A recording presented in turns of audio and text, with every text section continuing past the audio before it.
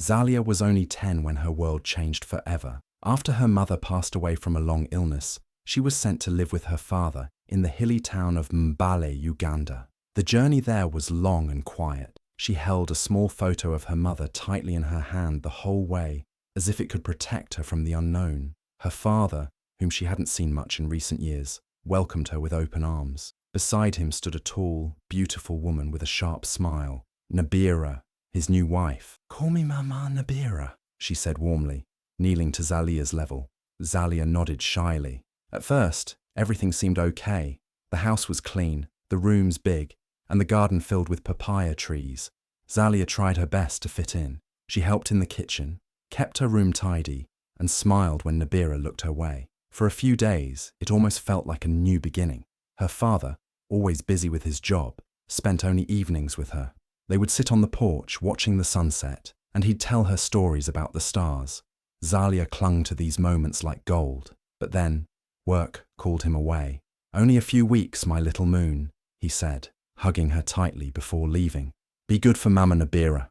As the car disappeared down the road, Zalia turned to see Nabira watching her, not with a smile, but with eyes that felt colder than before.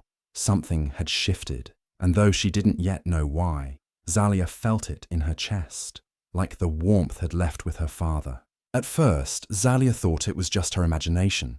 Maybe Nabira was just tired. Maybe she had a lot on her mind. But soon, the little things became too big to ignore. Breakfast was the first to change. While Nabira made herself rich millet porridge with honey and bananas, she handed Zalia plain dry bread. And not always. "You eat too much," Nabira muttered one morning. "You're not a guest here anymore." At lunch, Zalia sat on the veranda, stomach growling, while the smell of beef stew floated through the open windows. When she asked for some, Nabira just said, "Go play. You've already eaten." But she hadn't.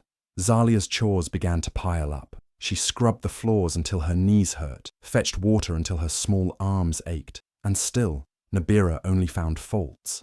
"You're lazy," she snapped. "Spoiled by your dead mother." The words stung like a slap. Zalia blinked back tears but said nothing. She was too scared. Over time, Nabira stopped pretending to be kind. She locked the gate so Zalia couldn't go to school. She took her little radio, the one her mother gave her, and smashed it on the ground. "You don't need noise," she said. "You need discipline." Zalia shrank inside herself. She spoke less, smiled less. The sun still rose over the hills of Mbale each morning, but her world grew darker. Some neighbors began to notice. Mama Naka, the fruit seller down the road, frowned when she saw Zalia's thin frame and quiet eyes. "That girl used to laugh," she whispered to another woman, but no one dared say anything aloud. Nabira's brother was a powerful local chief, feared and respected. People whispered stories about what happened to those who crossed him. So, the neighbors turned their heads, pretending not to see. And Zalia, she learned to move like a shadow, quiet and careful, trying not to upset the storm that now ruled her life. She missed her father. She missed her mother. Most of all, she missed being seen as someone worth loving. One morning, Nabira surprised Zalia with a smile that didn't reach her eyes. "We're going for a picnic today," she said, holding a basket. "Just you and me." Zalia was confused but excited. It had been so long since Nabira had spoken kindly.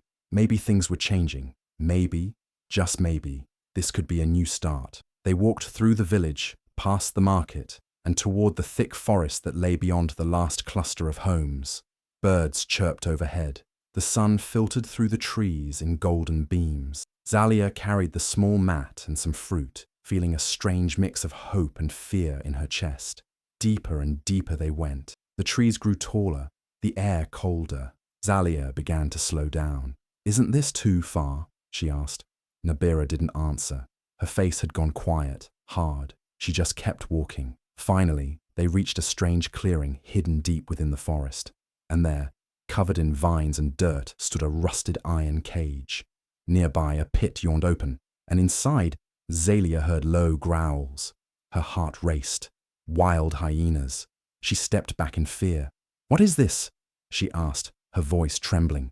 Nabira turned slowly. That fake smile returned, but now it looked sharper, crueler. "This," she said softly, "is where little girls who don't belong go." Before Zalia could run, Nabira grabbed her roughly by the arm and shoved her into the cage. The door slammed shut. The iron groaned.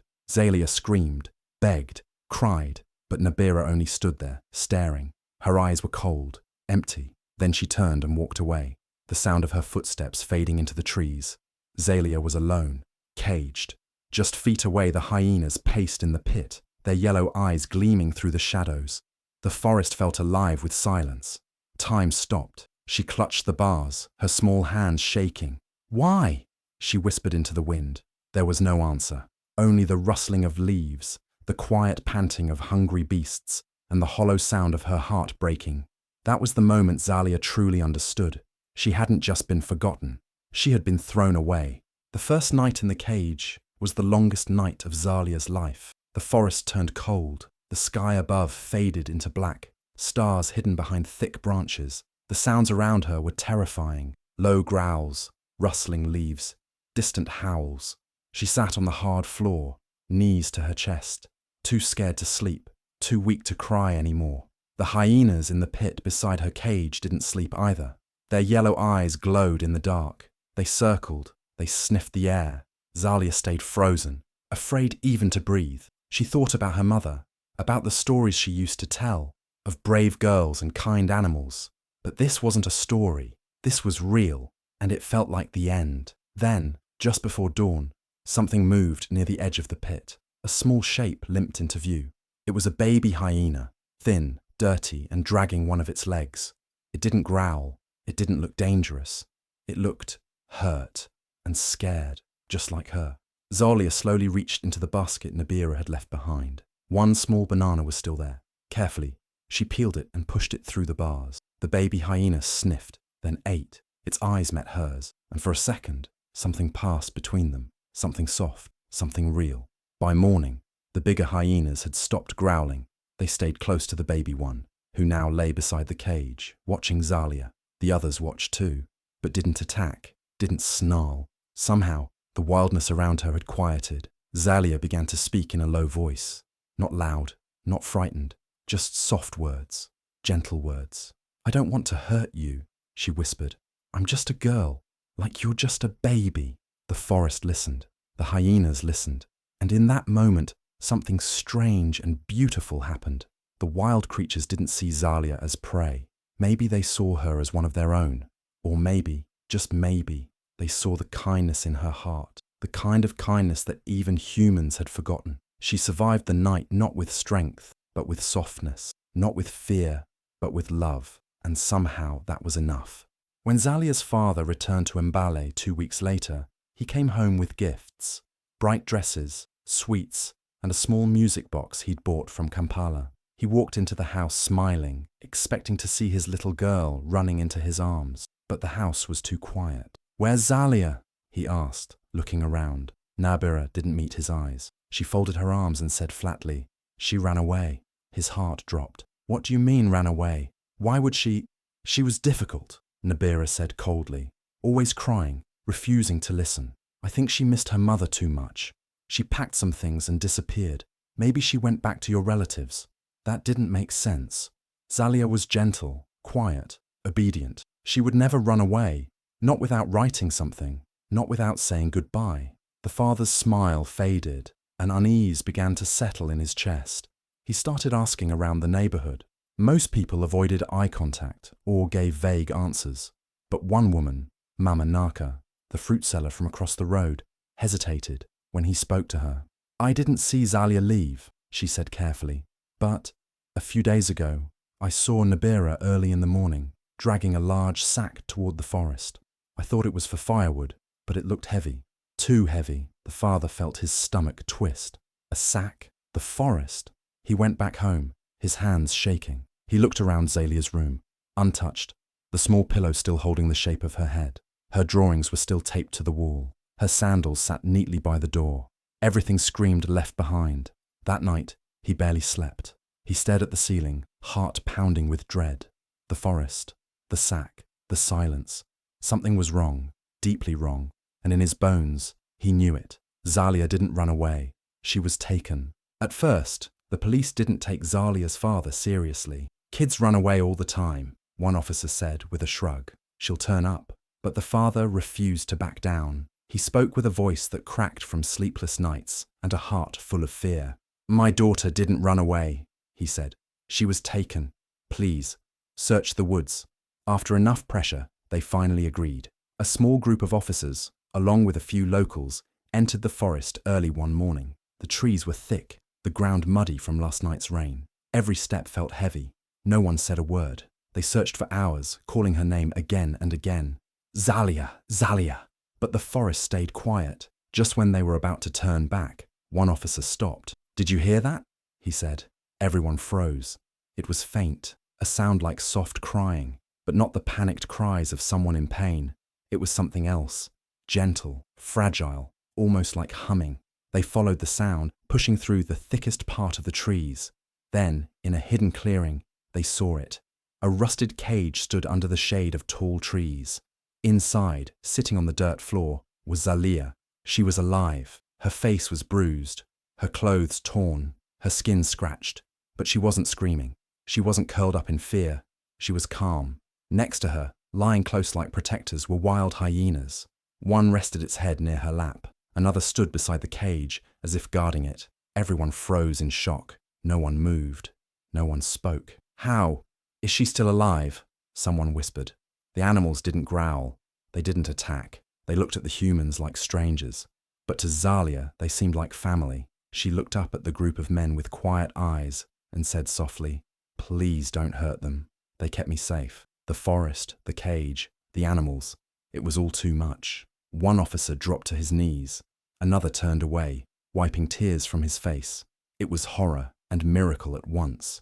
They had come looking for a body. They found a survivor. The moment the police carried Zalia out of the forest, word spread like wildfire through Mbale. The town buzzed with shock, disbelief, and rage.